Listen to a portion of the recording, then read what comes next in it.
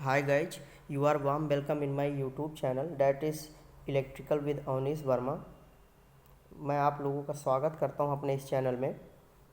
So today we are going to discuss about armature reaction in DC machines and how it works, armature reaction in DC machine and what happened and what procedure to do for protecting by armature reaction in DC machines। Okay friend, तो आज हम लोग देखेंगे इसी से related कुछ main topics, armature reaction, जो कि हमारा आज का होने वाला टॉपिक है। तो हम लोग आगे बढ़ते हैं और अपने टॉपिक पर चलते हैं। तो हम लोग पहले बेसिक डिस्कस कर लेते हैं कि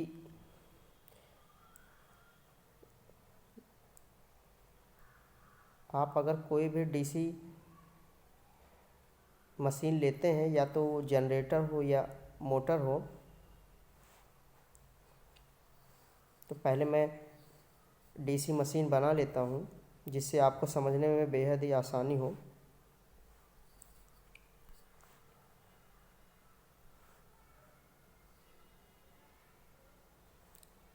जैसा कि आप देख पा रहे होंगे, ये योक है और ये हमारा मेन बाइंडिंग है। दिस इज मेन बाइंडिंग और अभी we are going to draw this is armature and you very well that armature have a winding which is called armature winding. तो अभी हम लोग आर्मेचर वाइंडिंग ड्रॉ कर लेते हैं।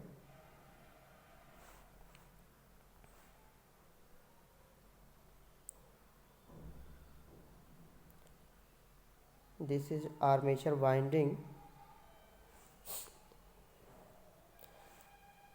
तो जैसा कि आप देख पा रहे हैं, ये आपका मेन बाइंडिंग है, यानी कि field binding. This is main binding which create magnetic field around their field, और this is armature which is binding with which is have a binding which called armature binding and this is also a main field।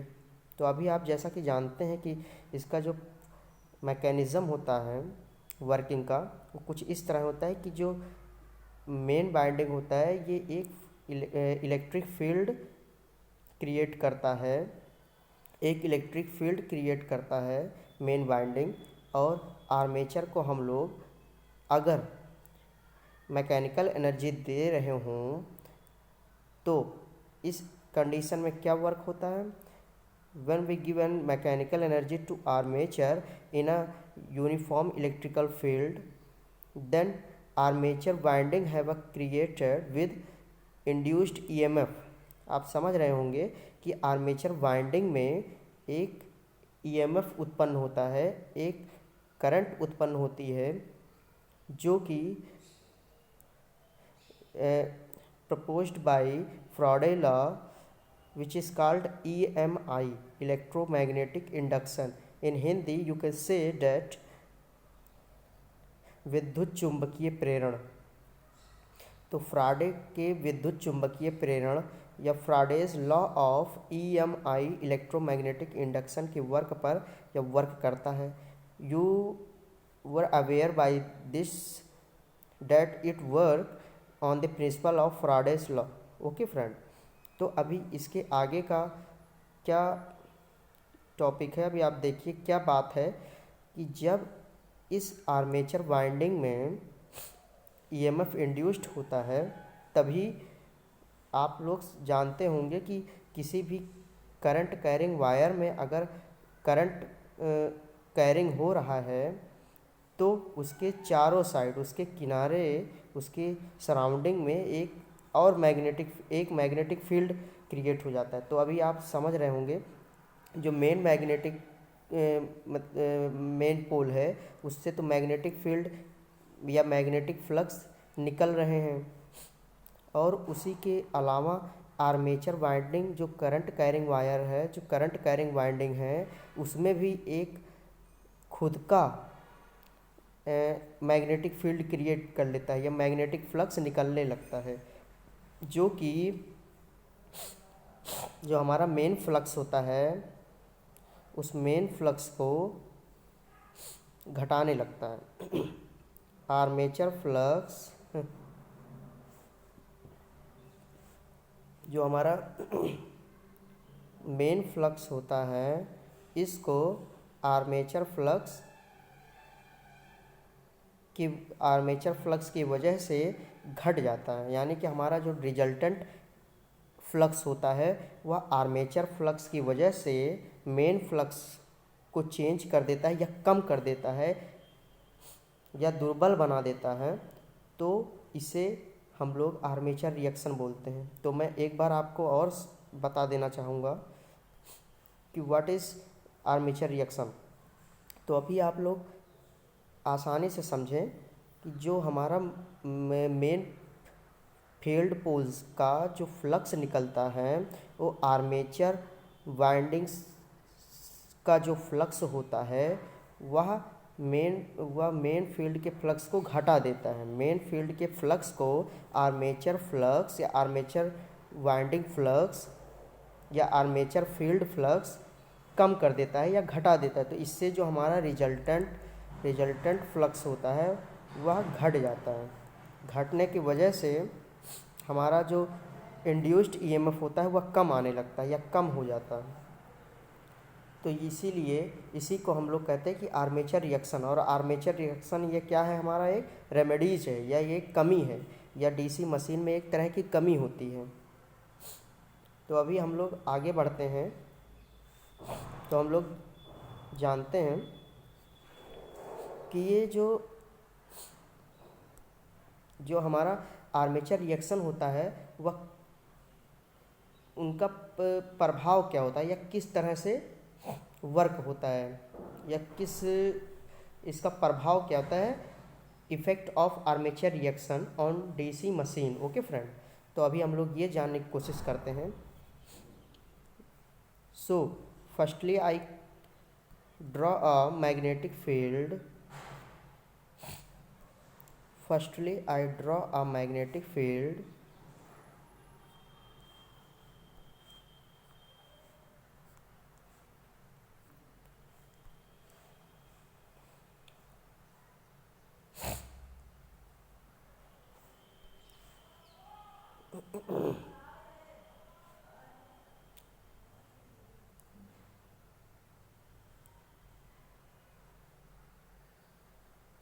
तो आप लोग देख पा रहे हैं ये हमारा नॉर्थ मैग्नेट है, ये साउथ पोल मैग्नेट है।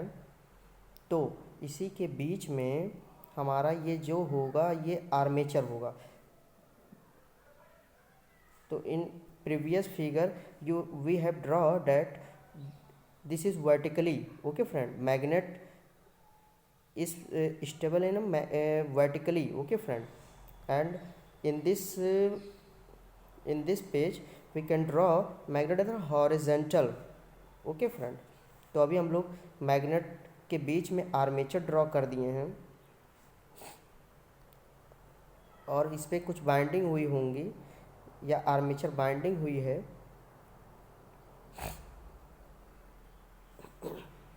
तो अभी हम लोग देखते हैं जो इसमें नॉर्थ पोल फ्लक्स जो होगा, नॉर्थ फ्लक्स होगा या निकलती हुई कुछ न्यू इस जो नॉर्थ पोल से होती है ये फ्लक्सें बाहर की तरफ निकलती हैं नॉर्थ पोल से या north magnet pole of magnet से साउथ पोल ऑफ मैग्नेट में आके घुसती हैं। ओके फ्रेंड, तो इतना तो हम लोग जानते हैं।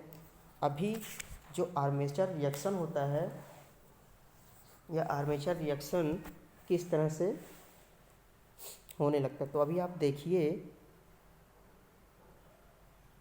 कि जो नॉर्थ से सीधी निकलनी चाहिए थी, नॉर्थ से जो फ्लक्स सीधी निकलनी चाहिए थी वह कुछ वह कुछ क्या हो जाती है, डिस्टॉर्ट हो जाती है, यानी कि अपने पथ से चेंज हो जाती है, जो कि अपने पथ से चेंज होने लगती है।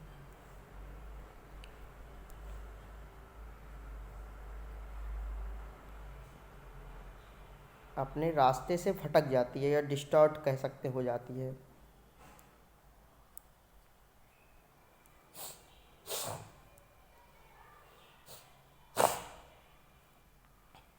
अपने रास्ते से भटक जाती है, और इसी को हम लोग जब ये रास्ते से अपने कुछ पथ चेंज कर ले या अपना पाथ चेंज कर लें आर्मेचर रिएक्शन की वजह से मेन फ्लक्स, तभी इसे हम क्या बोलते हैं, तभी हम इसे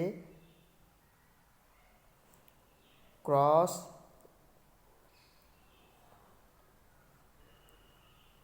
cross magnetising cross magnetising cross magnetising effect of armature reaction. Okay friend, this is first type of effect of armature reaction. आप अभी फर्स्ट देखें कि अगर पाथ जो हमारा नॉर्थ पोल से फ्लक्स निकल रही हैं साउथ में जाकर घुस रही हैं, वह अगर सीधे या अपने रास्ते से न जाकर थोड़ा सा डिस्टॉर्ट हो जाए या अपना पाथ चेंज कर दे, तो ऐसे इफ़ेक्ट को क्या बोलते हैं, क्या नाम देते हैं, cross magnetising effect. Okay friend, तो अभी हम लोग आगे बढ़ते हैं, तो हम लोग नेक्स्ट देखते हैं। एक और तरह का इफ़ेक्ट होता है आर्मेचर रिएक्शन में, तो दूसरा हमारा जो होगा, दूसरा demagnetising. Okay friend, that is named by demagnetising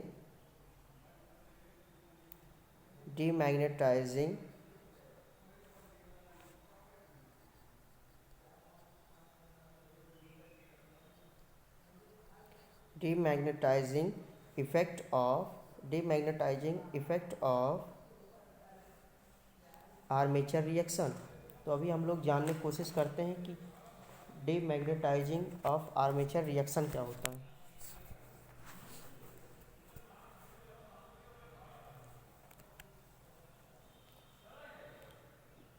demagnetising of armature reaction आप इसी में देख लें, इसी में देख सकते हैं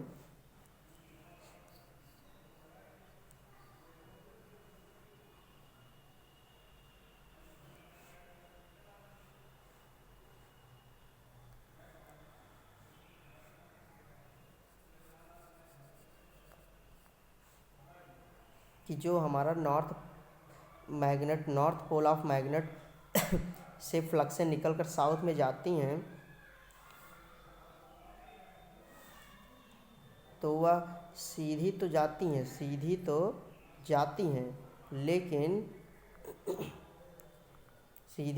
हैं, लेकिन जो आर्मेचर रिएक्शन की वजह से फ्लक्स से निकलती हैं, वह कुछ इसके अपोजिट डायरेक्शन में चलती हैं। कहने के मतलब जो नॉर्थ पोल से फ्लक्स से निकल रही हैं, वह आर्मेचर रिएक्शन की वजह से अपोजिट डायरेक्शन में चलती हैं, जो टोटल फ्लक्स घटा देती हैं। तो इसमें आप कह सकते हैं कि जो डीमैग्नेटाइजिंग इफ़ेक्ट है, वह नॉर्थ पोल से निकलने वाली फ्लक्सों को, आर्मेचर रिएक्शन की वजह से निकलने वाली फ्लक्सों जो होती हैं उसके पाथ में उसके फ्लक्सों को कमज़ोर कर देती हैं, या क्या करती हैं, दुर्बल कर देती हैं। In Hindi we can say that दुर्बल कर देती हैं, कमज़ोर कर देती हैं। कहने का मतलब अगर हमारा कुछ फाई आ रहा होगा या फाई रिजल्टेंट आना होगा, तो आर्मेचर रिएक्शन की वजह से जो फ्लक्स निकलेंगे अपोजिट डायरेक्शन में, not in supporting direction which is opposite direction. Okay friend, तो हमारा जो रिजल्टेंट फ्लक्स होगा उसे घटा देगा।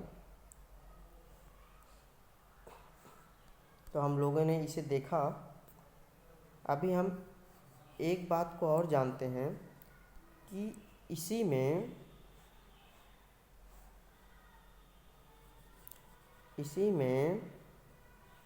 एक होता है एमएनए और जीएनए। तो एमएनए और जीएनए क्या होता है, इसे हम जानने की कोशिश करते हैं अपने इस नेक्स्ट टॉपिक पर।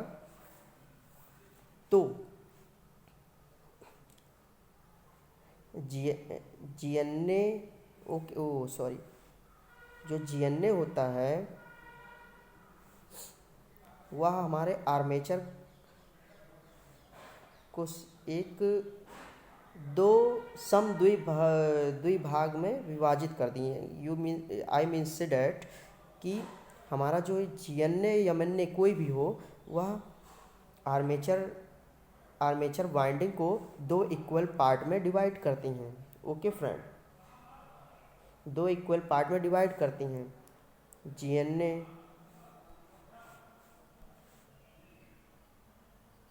जीएनए या एमएनए दोनों अगर नो लोड पर हैं या not in start condition, then both GNA and MNA will occur at a same axis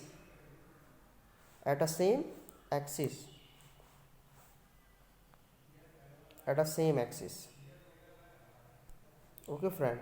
तो हमारा जो जीएनए और एमएनए होगा वह सेम एक्सिस पर लाई करेंगे।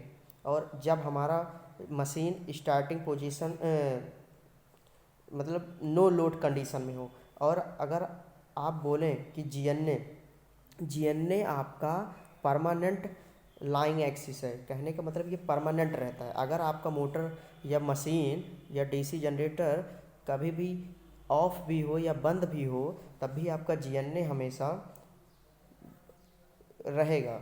और जीएनए और एमएनए जो होती है एक काल्पनिक या इमेजिनरी एक्सिस होती हैं जो एक मानी जाती हैं, ना कि ये रियल में बनती हुई है। तो हमारा जीएनए जो होता है यह अगर मशीन स्टार्ट ना हो तब भी हमारा जीएनए रहेगा।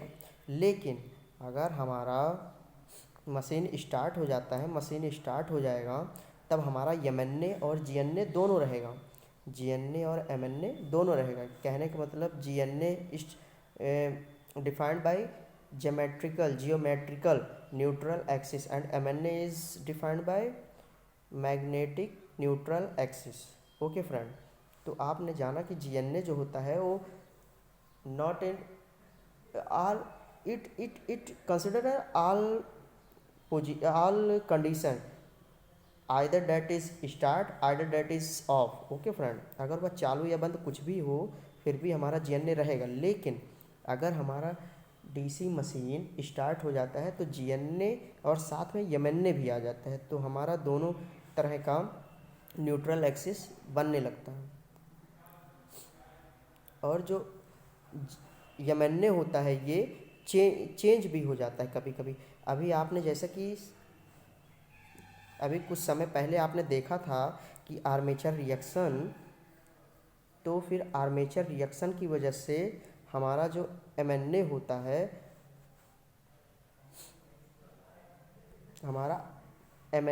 है वह अपना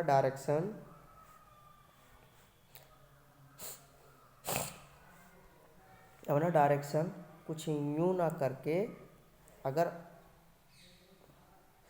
अगर आपका ऐसे आर्मेचर रिएक्शन हो रहा है तो एमएनए यानी कि मैग्नेटिक न्यूट्रल एक्सिस को कुछ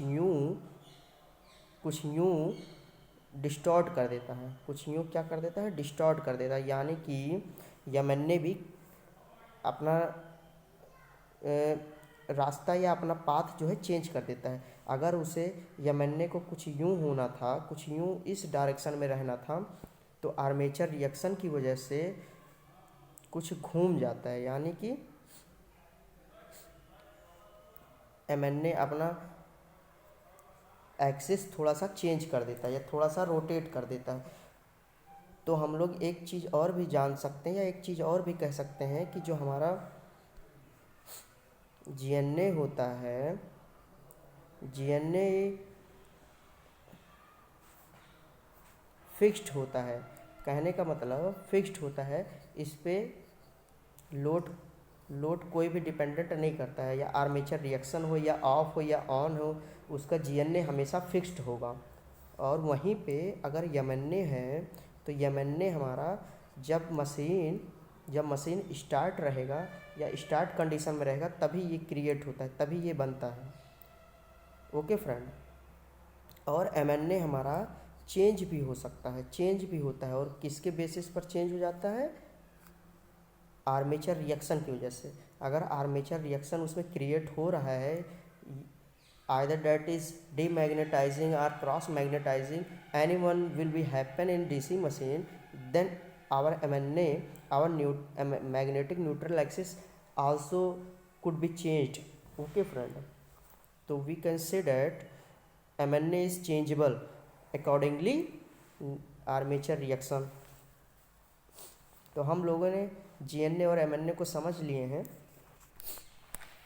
तो अभी भी हम लोग आगे चलते हैं, कुछ और इम्पॉर्टेंट चीज़ें जानने की कोशिश करते हैं।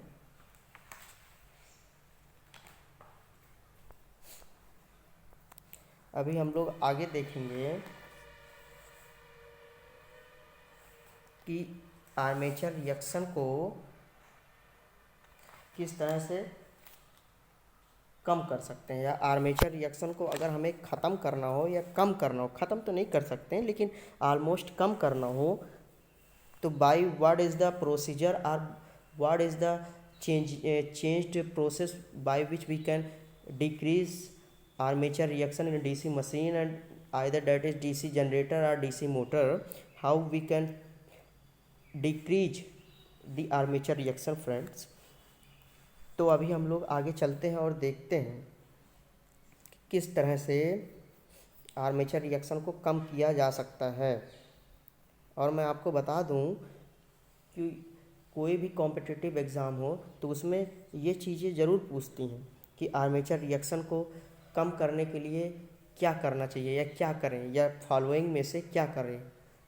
4 ऑप्शन आपको दी होंगी, तो उसमें से पूछ लेगा कि इसमें से क्या करने पर आर्मेचर रिएक्शन कम किया जा सकता है। तो मैं आपको 1 बाय 1 बता देता हूँ, 1 बाय 1 मैं आपको बता देता हूँ।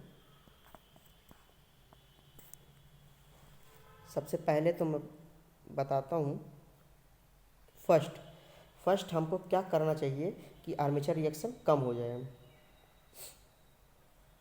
तो इसे आप बड़े ध्यान से देखेंगे क्योंकि ये बेहद ही पूछी जाने वाली क्वेश्चन है, चाहे वो आपका यूपी पीसीएल जेई हो या यूपी पीसीएल टीजी2 हो या आरवेनल हो या कोई भी अन्य टेक्निकल या इलेक्ट्रिकल संबंधित पेपर या एग्ज़ाम हो, तो उसमें आपसे पूछी जाएंगी, ये सब चीज़ें पूछी जाती हैं, पूछी जाएंगे नहीं, ये जाती हैं पूछी। ओके फ्रेंड, तो फर्स्ट हमारा जो होने वाला है, by increasing armature turns ampere turns. Okay friend, by increasing ampere turns. हम लोग अगर एम्पियर टर्न यानी कि नंबर ऑफ टर्न्स, या जो आर्मेचर रिएक्शन पर हम लोग वाइंडिंग करते हैं उसके टर्न्स को बढ़ा दें तो आर्मेचर रिएक्शन घट जाएंगे या कम हो सकते हैं, कम हो जाएंगे।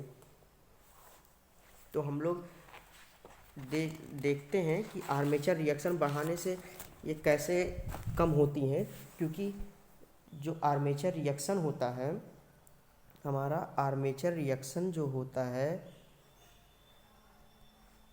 Armature reaction is directly proportional two ampere turn off armature. Okay friend, तो अगर आर्मेचर में जो वाइंडिंग हुई है उसका टर्न्स की संख्या बढ़ा दी जाए, तो फिर आर्मेचर रिएक्शन घट जाता है। तो आप इसे ध्यान रखिएगा, ये बेहद इम्पॉर्टेंट स्टेटमेंट है कि armature reaction is directly proportional two ampere turn in an armature.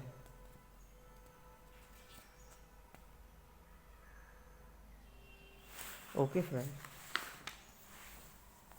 तो अभी हम लोग आगे चलते हैं, सेकंड देखते हैं कि by what process we can increase we can decrease. तो दूसरा आप कर सकते हैं by increasing air gap, bye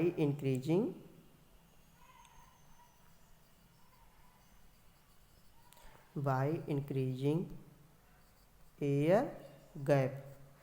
तो मैं आपको बता दूं कि एयर गैप, ये बोल तो रहा है कि एयर गैप बढ़ाकर आर्मेचर रिएक्शन को घटाया जा सकता है, लेकिन ये प्रैक्टिकली पॉसिबल नहीं होता है। ये जो होता है एयर गैप को बढ़ा देना प्रैक्टिकली पॉसिबल नहीं होता है। तो मैं आपको बताता हूँ कि कैसे क्या होता है एयर गैप, या एयर गैप बढ़ाने से कैसे आर्मेचर रिएक्शन जो है कम हो जाता है। तो सबसे पहले हम लोग बना लेते हैं, ये आपका योक होगा,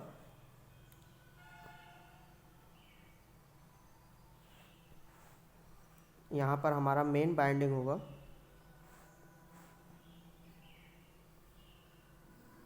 मेन बाइंडिंग होगा, मेन बाइंडिंग और बीच में आर्मेचर।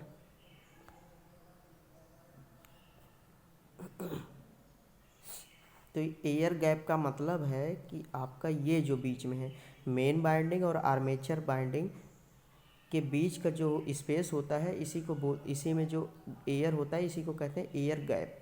जो मेन बाइंडिंग और आर्मेचर के बीच की जगह होती है इसे ही कहा जाता है एयर गैप। तो वही बोल रहा है कि एयर गैप को बढ़ा दिया जाए। क्यों एयर गैप प्रैक्टिकली पॉसिबल नहीं है, इसे भी जान लीजिए कि प्रैक्टिकली पॉसिबल इसलिए नहीं है क्योंकि सबसे पहली बात तो ये है कि जो हमारा मशीन होगा, जो हमारा मैकेनिकल मशीन होगा वह बड़ा हो जाएगा। अभी आप एयर गैप बढ़ाना चाहेंगे, इनके बीच की स्पेस बढ़ाना चाहेंगे तो आपका मशीन भी बड़ा बनने लगेगा या बड़ा हो जाएगा। तो बड़ा होने की वजह से वो उसे कैरिएबल कम सही होगा, उसका रेट भी ज़्यादा होगा। तो ये कुछ बातें हैं जिसे हम एयर गैप पॉसिबली नहीं वर्क कर सकते, practically not in practised. Okay friend, तो ये हमारा एयर गैप बढ़ाने की वजह से आर्मेचर रिएक्शन को घटाया जा सकता है। तो अभी हम आगे देखते हैं अपना थर्ड क्या कर सकते हैं।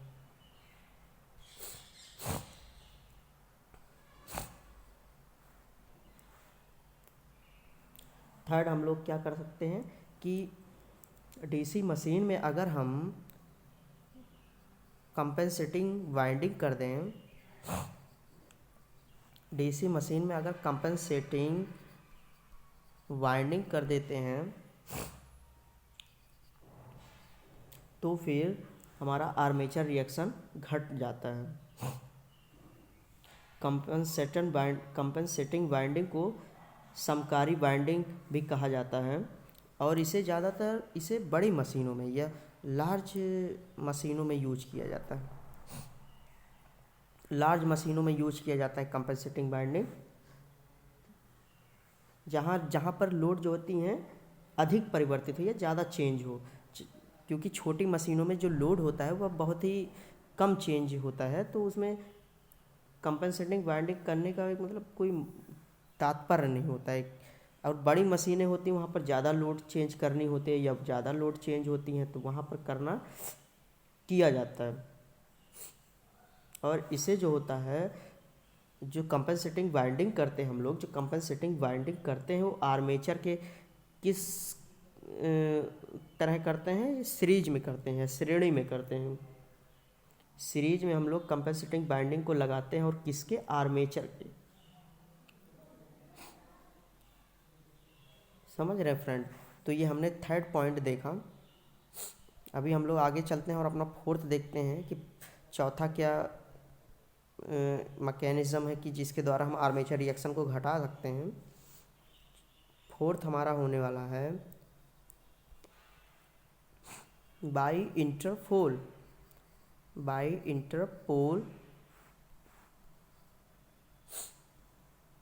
कनेक्शन। ओके फ्रेंड, तो इंटरपोल, सॉरी फ्रेंड ये थोड़ा स्पेलिंग मिस्टेक है, आप इसे देखिए कि इंटरपोल वाइंडिंग अगर हम लोग डीसी मशीन में कर देते हैं तो इससे जो आर्मेचर रिएक्शन है वो घट जाएगा। आर्मेचर रिएक्शन को कम करने के लिए इंटरपोल का भी यूज करते हैं। यह एक एडिशनल पोल होता है, ये मतलब एडिशनल पोल बाइंडिंग होती है। इसे जो होता है मेन फील्ड, जो हमारी मेन फील्ड होती है दो मेन, जैसे कि एक मेन फील्ड यहाँ है, एक मेन फील्ड हमारा यहाँ है, तो यहाँ पर एक छोटा सा इंटरपोल एक और अतिरिक्त बाइंडिंग या एडिशनल बाइंडिंग कर देते हैं, जो कि आर्मेचर के सीरीज में होता है। आर्मेचर के सीरीज में एक और एडिशनल बाइंडिंग कर देते हैं, जो कि दो मेन बाइंडिंग के मध्य में होती है या दो मेन बाइंडिंग के बीच में होती है। तो इसे हम लोग क्या कहते हैं, इंटरपोल। और अगर इंटरपोल यूज करते हैं तो उस डीसी मशीन में आर्मेचर रिएक्शन कम की जा सकती है। ओके फ्रेंड, तो ये हमने आज जाना कि आर्मेचर रिएक्शन क्या होता है, उससे रिलेटेड जीएनए एमएनए क्या होता है, और इसके जो इफ़ेक्ट ऑफ आर्मेचर रिएक्शन हैं वो कौन कौन से हैं। और हमने नेक्स्ट जाना कि क्या प्रोसेस, क्या चेंज करके या क्या लगा के या क्या प्रोसेस होगा कि जिसके द्वारा हम लोग आर्मेचर रिएक्शन को कम किया जा सकता है, कम कर सकते हैं। ओके फ्रेंड, तो ये आज का हमारा सेशन कंप्लीट होता है। तो अभी हम लोग नेक्स्ट वीडियो में नेक्स्ट टॉपिक के साथ देखेंगे।